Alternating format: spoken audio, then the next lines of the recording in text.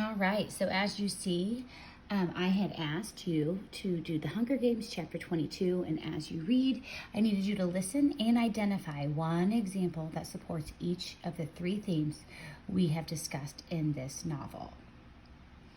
All right, so if you recall, we have discussed the three themes. One, and the most important, was how this is a dystopian society.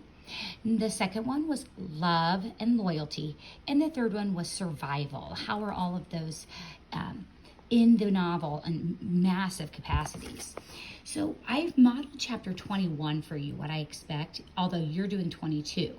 So when you are listening and identifying one example that supports each of the three themes, you're going to look for specific examples. So as you see, at the beginning of 21, I have highlighted, I gather rocks and do my best to camouflage the opening of the cave.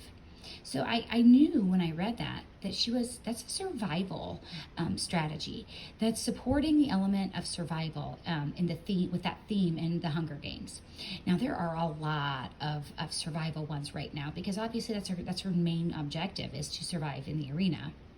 But so this is just one example that I would apply to what I'm asking you to do here in chapter 22. Now remember, you can't use this example because I'm modeling chapter 21. You're going to do the same thing for chapter 22. So when you see the survival, anything that represents survival, love and loyalty, or dystopian society, that's what you would apply. So here's another example.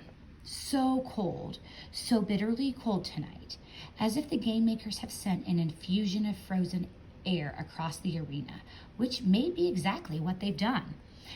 As I read that, I knew that the game makers are doing that on purpose. That causes the tributes to suffer, that causes things to get difficult, that is dystopic, that they can throw 24 tributes into arena and make it freezing cold and make it scorching hot, get fireballs at them. So that's an example that supports the theme dystopian society. And there were lots. I just tried to find the most obvious few. I apologize. My video is not the greatest tonight. I don't have my camera holder. And I'm almost there. Sorry, here we go. And this is my last highlighted example. Just this one time I let you go. For the little girl, you and me, we're even then. No more owed. You understand? If you recall, that's when Thresh saved Katniss.